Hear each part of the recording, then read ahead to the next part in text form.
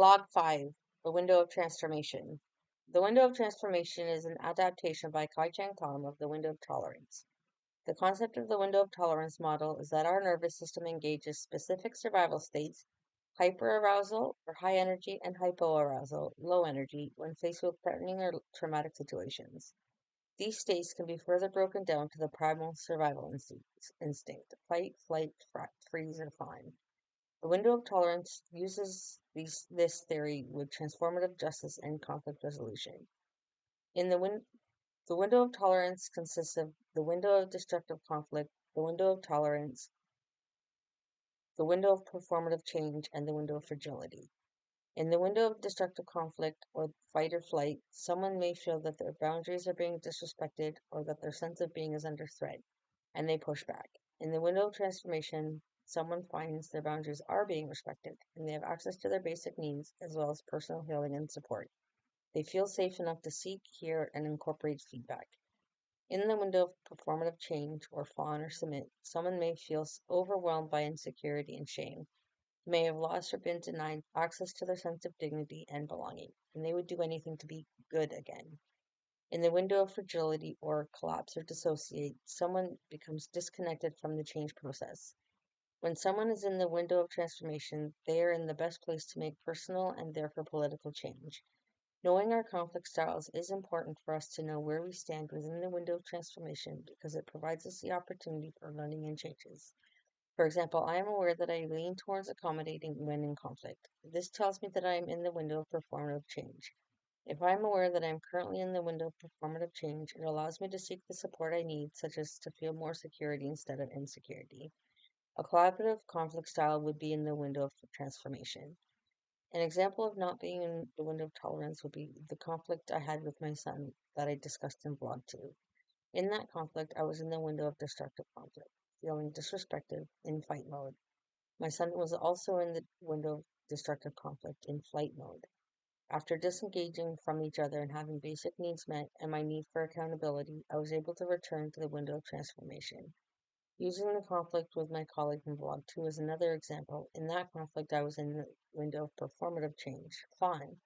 In that moment, until I found what I needed to get into the window of transformation over the week between shifts, I was unable to have a conversation to resolve the conflict. An example of being in the window of transformation is the conflict with my fellow supervisor from Vlog 3. We respected each other's boundaries, and I felt safe enough to approach them for the conversation. I also had the support of management if the conversation did not go well. The more we can move into collaborative and compromising conflict patterns, the more we will move into the window of transformation and be aware of our current conflict styles can help us do that. Being aware of our current conflict style can also help us be aware of what our needs are to be able to move into the window of transformation, such as the need for security or the need for the belonging, the need to have boundaries respected, and to be respected ourselves. To me, the sacred layers is what a person is made of. It is the layers of a person, like peeling back an onion. There's what we see on the outside, the mask, made up of how we have been socialized, our responsibilities, the different roles we have, like a parent, our career, if we're a student, made up of our culture, how we've been conditioned. And then there's what sits underneath that, the shadow, made up of the shame we carry, the secrets we have, the flaws we have or think we have, and the wounds we carry, with the inner self beneath that, made up of our needs, our values, hopes, goals, and feelings. Underneath everything makes up this sacredness of who we are. When you look at and through all the layers and align your values and actions, you bring your best self to the table. But it can be easy to forget about the different layers when caught up in conflict and the emotions that come with it. It can be helpful when dealing with conflict because it helps you to remember that the other person is human too. It helps you to look at their different layers and what makes them who they are. When in conflict with someone, sometimes we forget that the other person also has had their experiences. The sacred layers can be helpful in humanizing the other person. When you see the person for the sacred human that they are, you remember your values and are your best self, and this helps the other person also be a better version of their selves. If someone does not look deeper within themselves and their relationship with others, especially when faced with conflict, they can forget who they are as a person. They can forget that there is love in the world, and without looking deeper into one's relationship with themselves or others, one loses sight of humanity. Without doing these things, one may not be aware they are experiencing the primal survival instinct and engage in conflict patterns that are outside the window of transformation. An example that comes to mind is a situation I'm currently experiencing with a friend who messages me frequently, including late at night, often intoxicated and in crisis, with an expectation for me to access help or support for them.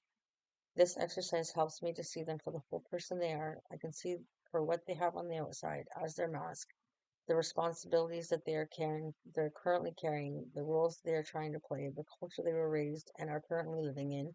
And I see the shame they are carrying for past experiences and the wounds created also by past experiences.